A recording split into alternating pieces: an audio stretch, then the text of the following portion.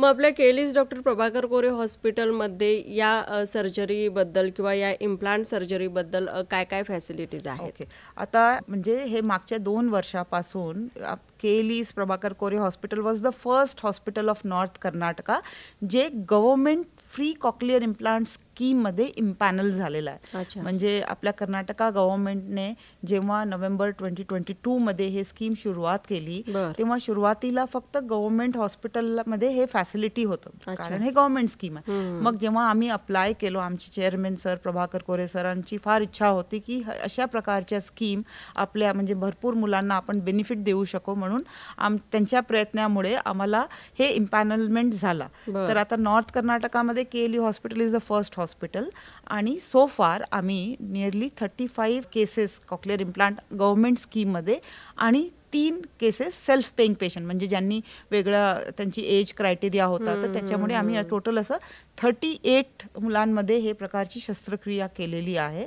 त्याच्यामध्ये 35 मुलांमध्ये हे टोटली फ्री केलेलं आहे. जवळजवळ हे 6 ते 8 लाख रुपयाचा खर्च होते पूर्ण याला. अच्छा. आणि हे सगळं पूर्ण फ्री झालेलं आहे मुलांना.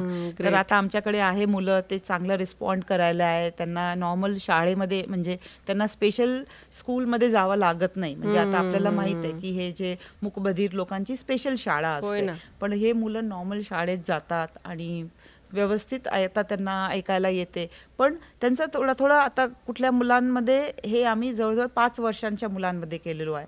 तर तुम्ही आता बघा की ज्या मुलाचं आम्ही 5 वर्षाच्या वयात ऑपरेशन केलो आणि ज्या मुलाचं आम्ही 2 वर्षात किंवा लवकर ऑपरेशन केलो, तर कुठल्या मुलांचा स्पीच डेव्हलपमेंट चांगला असेल?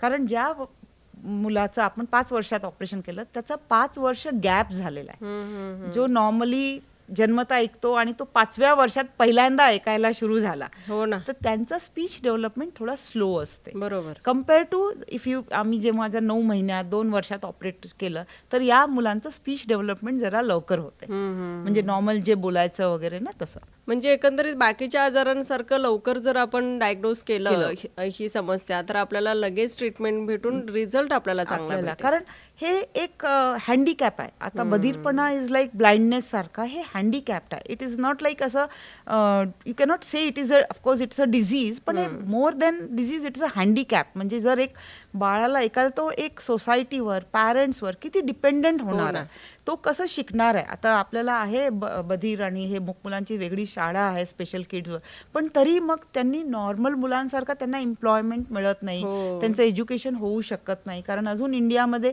हे सगळं फॅसिलिटीज नाही आहे की त्यांना पोस्ट ग्रॅज्युएट करायचं किंवा ग्रॅज्युएशन, तर त्यांच्यासाठी काय करणार त्यांना. तर म्हणून हे जेवढं लवकर आपण ओळखून घेतलो की आपल्या मुलांमध्ये हे दोष आहे आणि जेवढं लवकर त्याचं ट्रीटमेंट केलं तर ॲटलिस्ट आम्ही त्यांना नॉर्मल मुलांसारखा एक चान्स देऊ शकतो जगण्याचा.